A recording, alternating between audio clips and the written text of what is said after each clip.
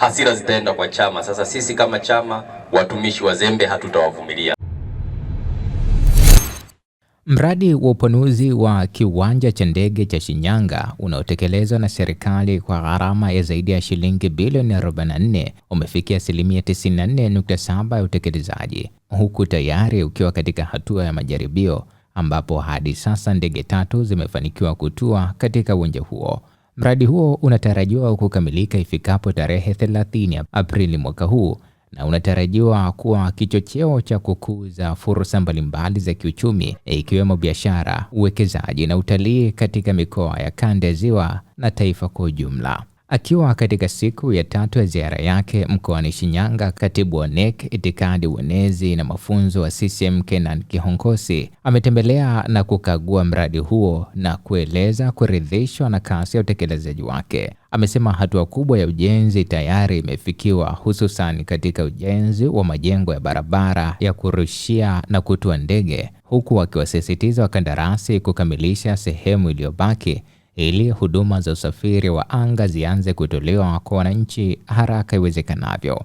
Aidha, amesema serikali itaangalia uwezekano wa kuweka taa za kuruhusu ndege kutua hata wakati wa usiku iwapo huduma hiyo haikujumuishwa katika mpango wa awali wa mradi. Kihongosi pia amewataka wananchi wa Shinyanga kulinda miundombinu hiyo muhimu, akieleza kuwa ni sehemu ya dhamira ya Rais wa Jamhuri ya Muungano wa Tanzania Dr. Samia Suluhu Hassan ya kuifanya Shinyanga kuwa kitovu cha uchumi katika ukanda wa Ziwa. Niwapongeze wakandarasi, lakini mpongeze Mheshimiwa Rais kwa kutoa fedha zaidi ya bilioni 44 kuhakikisha mradi huu unajengwa na unakamilika, na tumeona hatua kubwa ambayo imefikiwa katika eneo hili kwa maana ya majengo, lakini hii runway ambayo itatumika kwa ajili ya kurusha ndege. Lakini tuwapongeze wakandarasi kuona kwamba wameshalipwa zaidi ya bilioni 38 na mkandarasi mshauri amelipwa fedha yake zaidi ya bilioni 10.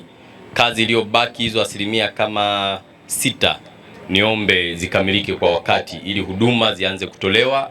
Lakini swala la taa mtaangalia kama lipo kwenye package, mnaweza mkaendelea nalo, kama halipo une utaratibu ili ndege pia ziweze kutua mpaka usiku kadri ambavyo itafaa. Kwa wenzetu wa TANROADS, hongereni kwa kazi nzuri. Tulikagua jana, daraja lenu lilikuwa zuri sana, na hapa tumeona mmesimamia kazi vizuri sana. Kwa hiyo tunazidi kuwatia moyo. Tukifanya kazi yenye ubora wa namna hii, Watanzania watajenga imani kubwa na serikali yao. Lakini tukifanya tofauti, Watanzania watakasirika, na wakikasirika, hasira zitaenda kwa chama. Sasa sisi kama chama, watumishi wazembe hatutawavumilia. Lakini wewe uko vizuri sana na Mungu akubariki. Itoshe tu kusema asanteni na kazi endelee.